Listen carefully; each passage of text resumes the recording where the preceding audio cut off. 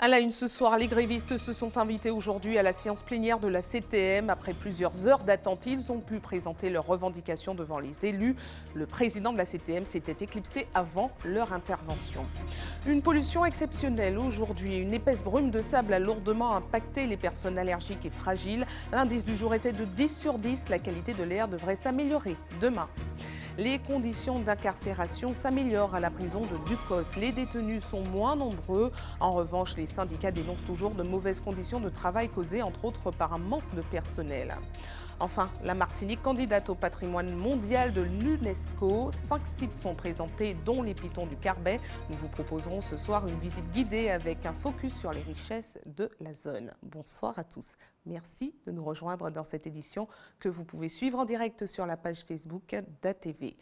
La mobilisation des contractuels de la CTM est montée d'un cran aujourd'hui. Après de longues heures d'attente depuis le matin, les grévistes ont finalement été autorisés à s'exprimer dans l'après-midi devant les élus réunis en séance plénière. Quelques agents ont donc pu présenter leurs revendications avec beaucoup d'émotion, mais en l'absence du président de la CTM qui s'était éclipsé. Voyez ce reportage de Loïc Régis. 23 voix pour et 21 contre, les élus de l'Assemblée de Martinique ont voté favorablement la demande des représentants syndicaux de venir s'exprimer dans l'hémicycle. Je n'ai pas pour habitude de parler en public, mais c'est surtout pour défendre ma cause et celle de mes collègues. Une idée contre laquelle Alfred Marie-Jeanne se dresse dès le début. Il a d'ailleurs quitté la salle avant que la délégation ne fasse son entrée. C'est totalement méprisant. C'est ouvertement le plus grand manque de respect qu'un patron, qu'un employeur puisse avoir vis-à-vis de ses salariés. Et puis encore vis-à-vis des organisations syndicales. En fait, nous voulons parler à notre employeur. Qu'y a-t-il de compliqué à penser, à comprendre dans une entreprise? Quand il y a un conflit, on s'adresse d'abord à son employeur. Un droit d'expression dans la CTM, loin d'être acquis en début de journée. À 8 h ce matin, les agents mobilisés étaient bloqués par le dispositif de sécurité. On n'est pas dans un dialogue, ça veut dire, en quelque part, je suis en train de me poser avec mes camarades du syndical qu'aujourd'hui, est-ce que ce n'est pas un aveu de faiblesse que de refuser de rencontrer les organisations syndicales pour donner des explications sur les motivations des décisions qui ont été prises? Pour se faire entendre, les manifestants utilisent la voix des élus. Claude Lise, en tant que président de l'Assemblée de Martinique, s'est fait relais du message. L'exécutif, lui, il a autorité sur le personnel. C'est lui qui sait comment il négocie et je ne peux rien lui imposer, vous comprenez?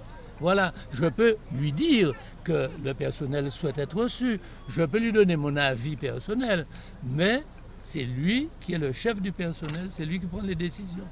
Une revendication sociale sous fond de politique selon certains. Les membres du groupe Ensemble pour une Martinique nouvelle affichent clairement leur position de ce conflit. La tournure politique a été prise dès le départ au moment où ces contractuels-là n'ont pas été renouvelés. C'est dès ce moment-là, sur le choix d'une personne de manière très arbitraire, parce qu'on n'a rien à reprocher à ces pères et mères de famille, rien à leur reprocher, sinon qu'ils auraient éventuellement été recrutés une année durant laquelle le président de la collectivité s'appelait Serge Letchimy, ancien président de la région. Alors que lui, Letchimy, quand il était là en 2010, il y avait 120 contractuels qui étaient recrutés depuis Marie-Jeanne. Il les a tous titularisés. Dans le cortège, des contractuels et quelques parents d'élèves. Certains sont venus témoigner de leur situation, d'autres viennent pour tenter de mieux comprendre le mouvement. Je suis contractuelle et je me retrouve dans la situation de ces 40 personnes qui n'ont pas été renouvelées. Eh bien, j'avoue que je vais dire un truc de la caméra, je me suis sentie comme une malpropre, comme quelqu'un qui n'a jamais existé. Et plus, je dirais, plus bas qu'un chien. Les mêmes problèmes reviennent sur le tapis, alors qu'il y a quand même des lois pour ces gens. On ne comprend pas pourquoi ils se retrouvent chaque année avec un stress immense à se demander si oui ou non ils auront du travail. Il est temps de venir chercher les réponses à nos questions pour pouvoir s'insurger ou pas contre le mouvement de grève. Voilà. La mobilisation dans les établissements scolaires est maintenue pour demain. Les représentants syndicaux, eux, espèrent toujours se faire entendre par les décideurs. Un ciel laiteux, de la poussière sur les voitures, les yeux qui piquent et la gorge qui gratte. Vous l'avez sans doute constaté aujourd'hui, la qualité de l'air était très mauvaise. Une importante brume de sable plane au-dessus de nos têtes depuis ce matin et une alerte préfectorale a été déclenchée. Les plus sensibles ont lourdement été impactés. Voyez ce reportage de Sandrine Claude. Depuis le quai de Fort-de-France, difficile ce matin d'apercevoir les 3 îlets. Ne vous y trompez pas, ce n'est pas la pluie qui est en cause, mais bien la brume de sable. Le seuil d'alerte en particules fines est dépassé et la population le ressent bien. Ça me pique les yeux, mes yeux me piquent, me grattent. Et je suis une personne sujet aux allergies. Et là, j'ai les yeux qui me démangent énormément, mais je n'éternue pas encore ou quoi que ce soit. On sent un petit peu la gorge, le nez qui pique ou bien les yeux qui coulent un petit peu. Qu'est-ce qu'on peut y faire? De toute façon, c'est pas de notre force, donc on subit. Une résignation partagée par ces ouvriers, pourtant directement exposés de longues heures en plein air. Il y a le vent, on va de site en site, ça ne nous gêne pas pour l'instant, mais après je ne sais pas. Une brume de sable dont l'évolution est étroitement surveillée ici, dans les locaux de Madininer. Le seuil pour atteindre 10 pour les particules fines, en tout cas, c'est 80 microgrammes par mètre cube. Mais sur nos stations, on enregistre à la fois sur le centre, mais aussi dans les autres communes, des concentrations supérieures à 100-150 microgrammes par mètre cube. Donc on est bien au-delà du seuil de 80 microgrammes par mètre cube. Donc il faut être très vigilant. Pour l'heure, aucune étude à échelle locale ne permet d'évaluer réellement les conséquences de ces épisodes sur notre santé. Pourtant, il serait sérieux. Il est prouvé que, par exemple, en France, il y a 42 000 morts liées à la pollution de l'air par rapport à cette exposition à la pollution de l'air. Donc, à terme, on peut développer, si on est souvent exposé à des épisodes de pollution, des pathologies respiratoires, des pathologies cardiovasculaires, etc.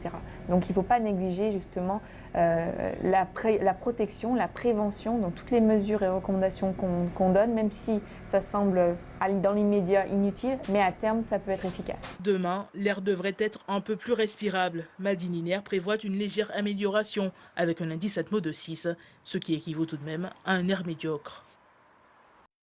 Et vous l'aurez compris, la qualité de l'air devrait s'améliorer demain. L'alerte préfectorale a donc été levée. De nouveau, dans l'affaire du meurtre de Basse-Pointe, nous vous en parlions hier soir. Un homme de 30 ans a été tué à l'arme blanche à la suite d'une bagarre entre 3 individus. Un drame qui s'est déroulé après une fête d'anniversaire trop arrosée. Aujourd'hui, les 2 hommes impliqués ont été déférés au parquet. Un a été mis en examen pour homicide volontaire et l'autre pour violence volontaire avec arme. Voyez les précisions du procureur de la République qui s'est exprimé face à la caméra de José Lechertier.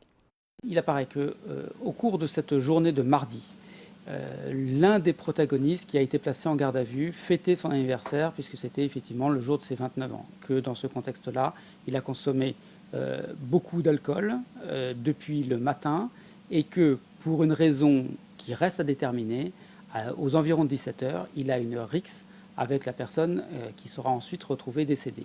Au cours de cette rixe, donc cette personne qui a été ainsi placée en garde à vue a reçu des coups relativement violents d'ailleurs de la part de la personne qui décédera par la suite, et que dans un second temps, les choses semblent légèrement s'apaiser, qu'un autre individu âgé de 54 ans et originaire donc de Basse-Pointe s'est alors présenté, a lui-même une altercation avec notre future victime. Au cours de cette altercation, il sort un couteau et semble avoir ainsi donc porté plusieurs coups de couteau sur la victime, de sorte que celle-ci, à un moment donné, tombe à la renverse et ne se relèvera jamais. À la suite de cela, la première personne placée en garde à vue nous indique qu'il a lui-même ensuite porté plusieurs coups avec une béquille sur cette victime qui gisait au sol. À l'issue donc d'un peu moins de 48 heures de garde à vue, les 2 personnes ont été présentées cet après-midi devant un magistrat instructeur. En l'état actuel, donc, le parquet a requis la mise en examen de l'un des 2 pour des faits d'homicide volontaire. Il encourt à ce titre une peine de réclusion criminelle à hauteur de 30 années. Quant au second, il a été requis son placement sa mise en examen du chef de violence volontaire avec arme. Les conditions de vie semblent s'améliorer au centre pénitentiaire de Ducos. L'établissement est passé en un an de 1200 à 840 détenus. Une annonce faite en conférence de presse par le syndicat FO pénitentiaire qui déclare néanmoins qu'il reste encore beaucoup d'autres choses à régler. Le rythme de travail des surveillants est encore trop soutenu et le manque de moyens alloués par le ministère de la Justice poserait encore de nombreux problèmes. Voyez ce reportage de Johan Boulard. C'est anormal qu'aujourd'hui, Au cœur des discussions, les conditions d'incarcération des détenus. Aujourd'hui encore, aucune formation diplômante ou perspective d'avenir pour les condamnés. Il est temps que ça cesse, que les moyens soient donnés pour que les détenus puissent opter une véritable formation professionnelle diplômante et validante qui lui permette, une fois sorti de prison ou pendant sa prison, à préparer une sortie, un logement, un toit, un métier. Car en Martinique, 8 détenus sur 10 récidivent après leur première incarcération. Des améliorations ont tout de même été constatées quant aux conditions de vie elles-mêmes. L'établissement carcéral s'est vu passer de 1200 à 840 prisonniers et la promenade est maintenant bétonnée. 22 ans pour le faire, donc ça vous dit tout. Et puis les moyens, l'argent, les produits d'entretien, c'est tout cela. La rénovation aussi, les douches en cellule, l'hygiène. Il y a des détenus qui se comportent très bien, qu'on peut gérer avec peu de sécurité, et d'autres qui ont besoin d'une sécurité renforcée. Aujourd'hui, on mélange tout le monde et c'est pour ça qu'on a des problèmes, des agressions. La séparation des détenus, une question essentielle qui nécessite des moyens financiers et humains. Seulement, il serait presque impossible de recruter dans le secteur tant il ne séduit pas. Seuls 18% des inscrits se sont finalement présentés au concours national des surveillants. Aujourd'hui, les gens, pour avoir un salaire décent dans la pénitentiaire, sont obligés de faire des heures supplémentaires. Et c'est pas acceptable quand on sait que dans le même temps, vous avez le taux de divorce le plus élevé de la fonction publique, le taux de suicide le plus élevé de la fonction publique. Et je l'ai rappelé, une espérance de vie de 62 ans. Donc. Une enveloppe de 2 millions devait encourager le maintien en poste. Quid de cela pour le moment? Pas non plus de réponse au plan d'organisation carcérale porté par Catherine Conconne. Le cabinet du ministre Nicole Belloubet s'est avant tout penché sur le plan global national. Ce plan global pour l'ensemble de la France qui est prévu, il y a des choses sur lesquelles on pourra aller, dans lesquelles on pourra piocher pour pouvoir obtenir, en tout cas, ce qui manque aujourd'hui à la prison de Ducos pour être une prison à la fois plus humanisée, avec des solutions d'insertion pour les personnes incarcérées, et puis bien sûr, de manière tout à fait tacite, un mieux-être aussi pour le personnel pénitentiaire. En octobre, la sénatrice devrait faire une nouvelle tentative et demander audience au cabinet du ministre. Objectif, faire cohabiter le plan national et les spécificités du complexe carcéral de Lille. Au chapitre politique, le programme de la visite de 4 jours aux Antilles d'Emmanuel Macron se précise. Le chef de l'État commencera sa tournée prévue du 26 au 30 septembre prochain par la Martinique avant de se rendre en Guadeloupe puis dans les îles du Nord. Ça sera sa première visite chez nous en tant que président de la République et il aura un programme bien chargé. Voyez ce point avec Kathleen Bilascopette et Caril Chassol. Proximité et développement durable, voilà le fil conducteur de la tournée antillaise d'Emmanuel Macron. La visite officielle débute jeudi 27 à Fort-de-France. Après un arrêt au monument aux morts, le président va arpenter le centre-ville. Avec le Lamentin, la capitale foyalaise fait partie des 222 villes retenues dans le plan gouvernemental Action Cœur de Ville. Parmi les priorités, la sécurité, la relance des commerces et le patrimoine. Cap ensuite sur Saint-Pierre, notre ville d'arrêt d'histoire, dont le label vient d'être renouvelé et dont le maire est, on le sait, un fidèle soutien du président Macron.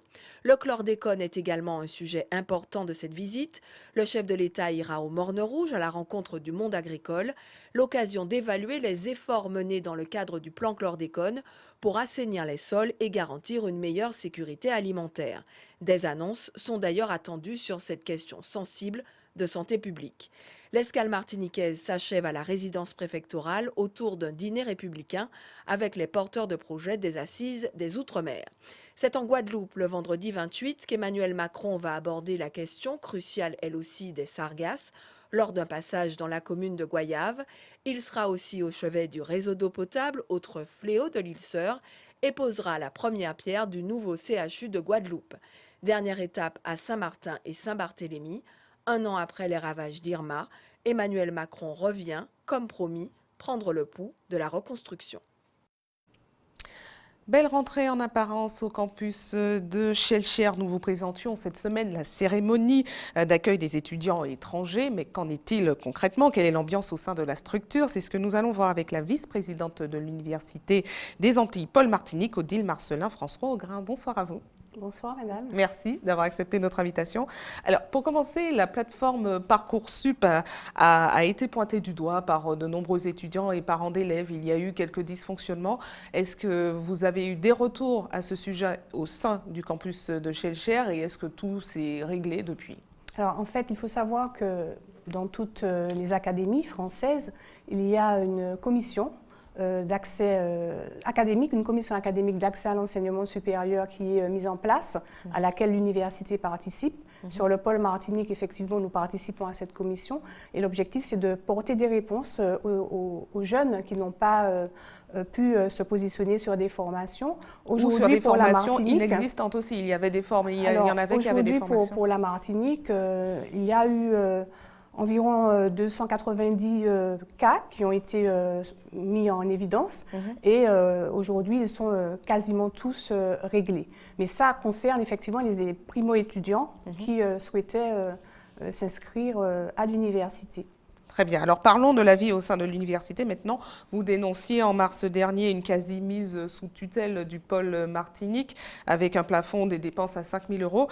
Est-ce que les rapports avec le président de l'UA se sont améliorés depuis? Alors en fait, juste pour suivre, pour vous dire qu'au niveau de notre rentrée universitaire, elle s'est très bien passée puisque nous avons accueilli beaucoup de primo-étudiants avec leurs parents, en présence de tous nos partenaires, et une rentrée qui s'est aussi bien tenue sur le pôle Martinique que sur le pôle Guadeloupe. Nous avons travaillé de concert avec des visuels communs et cela, il faut que les parents et les élèves qui nous font confiance l'entendent. Nous sommes donc fin prêts aujourd'hui avec les équipes qui s'investissent tous les jours à mener notre année universitaire et à répondre à nos missions qui sont des missions d'enseignement, de recherche, d'innovation et surtout d'insertion professionnelle de nos jeunes. Très bien. Cela étant, effectivement, bien dans toute institution, il y a parfois des turbulences, des difficultés, et c'est bien ce que nous rencontrons à l'Université des Antilles. Et notre objectif, c'est effectivement de poser les problèmes qui sont bien réels, de mettre en évidence les dysfonctionnements qui ne nous permettent pas de mener de façon optimale nos missions pour trouver les solutions. Et c'est cela que nous sommes en train de faire. Il faut effectivement que nous soyons dans une démarche de concertation avec la présidence de cette université. Donc les rapports se sont améliorés pour cette rentrée ou c'est toujours un peu tendu? Bien, en fait, comme je vous l'ai dit, il s'agit de procédures. Ce qui est important, c'est que les procédures soient respectées.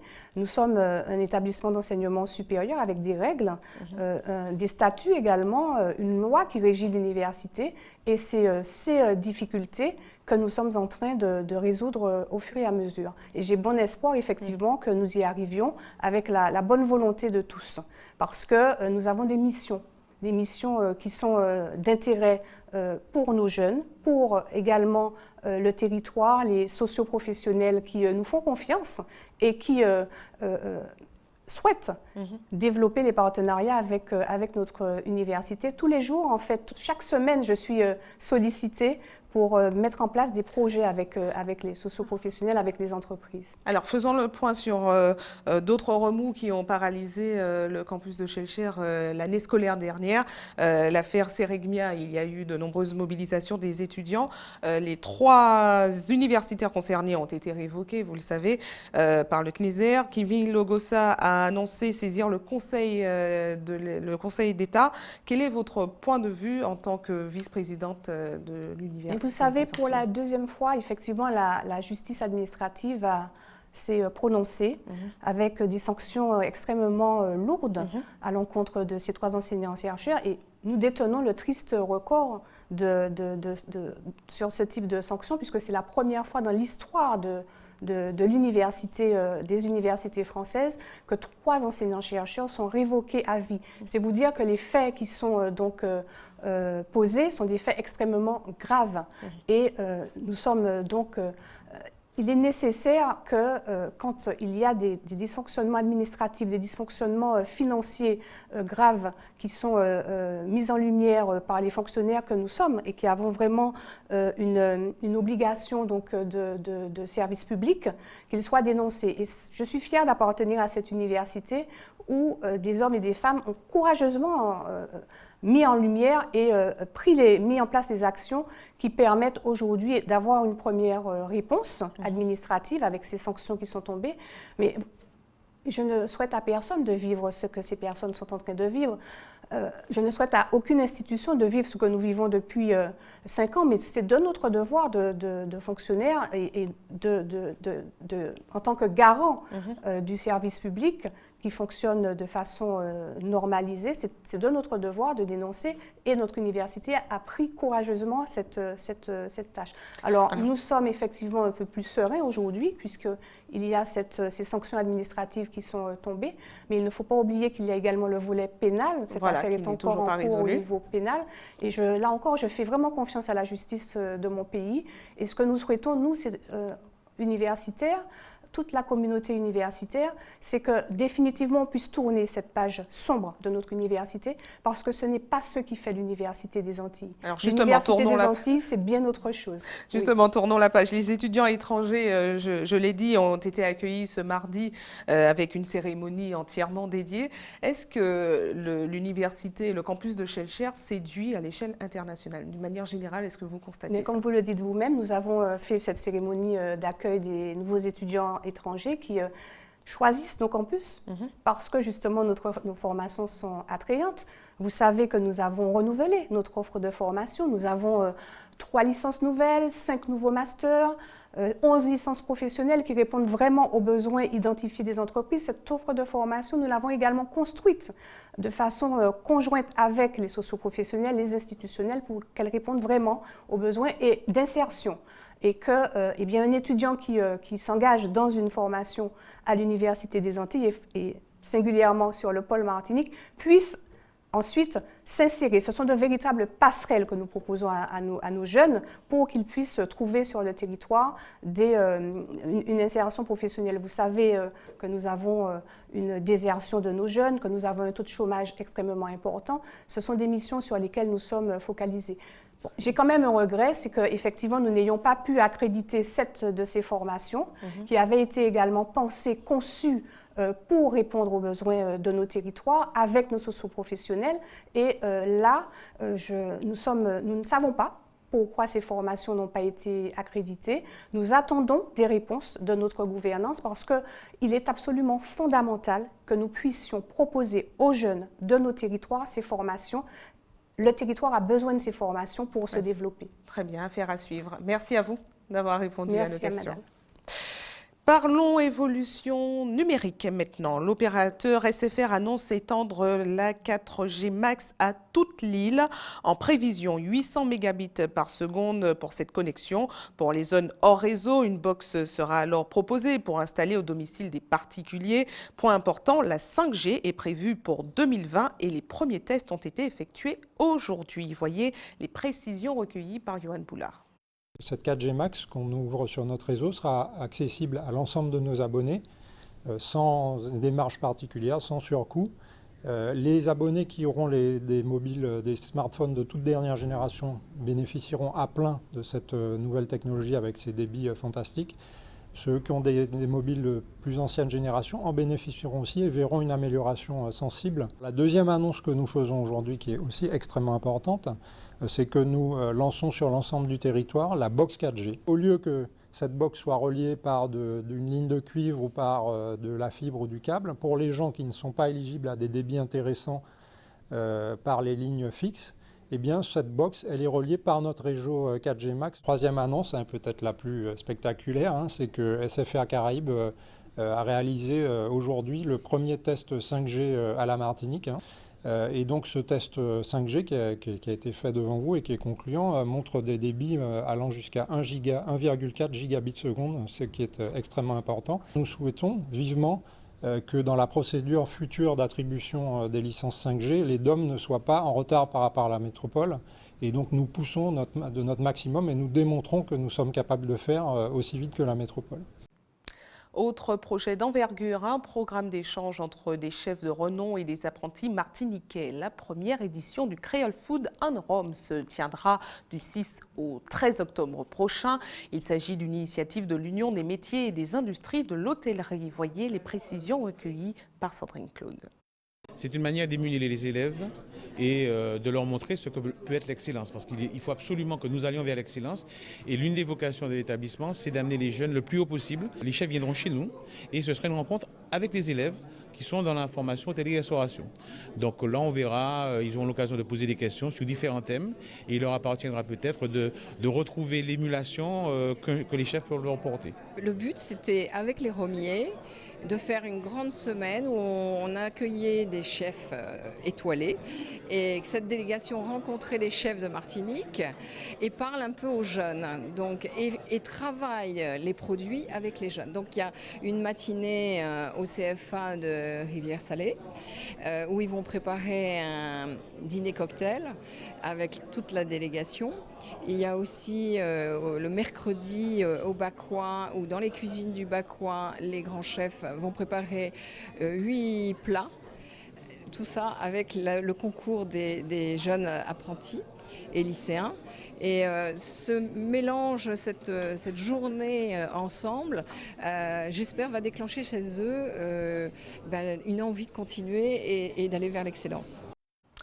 La direction du Tropicatrium change de visage. Manuel Césaire a été nommé directeur de l'établissement public de coopération culturelle.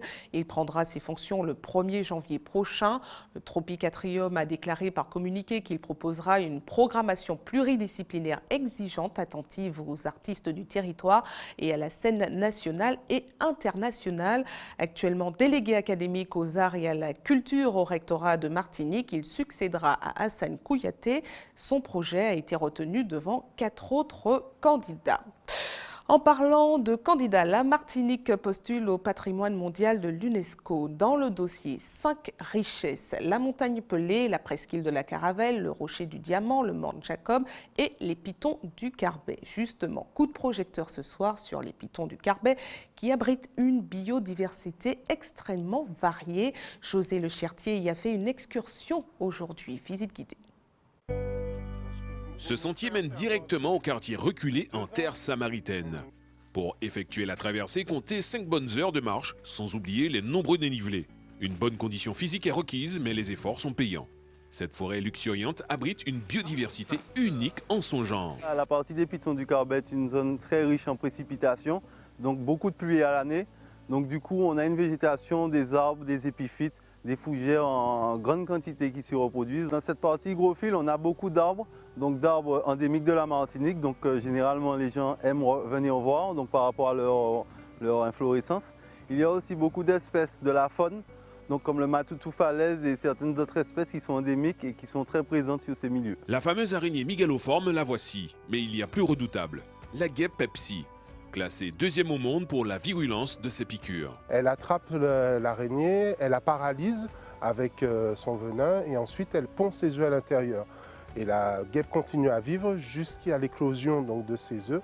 Donc elle est vraiment un support pour la nidification en quelque sorte de cette espèce. Autre star de ce milieu humide, le gommier blanc, une variété protégée dont l'écorce est très convoitée.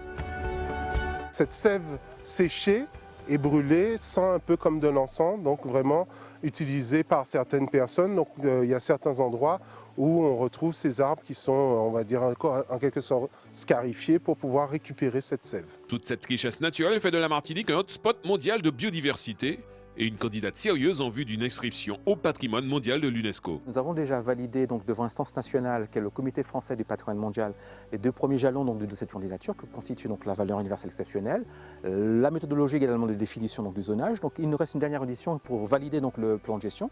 Cette audition est prévue pour le 23 octobre prochain devant le Comité français du patrimoine mondial.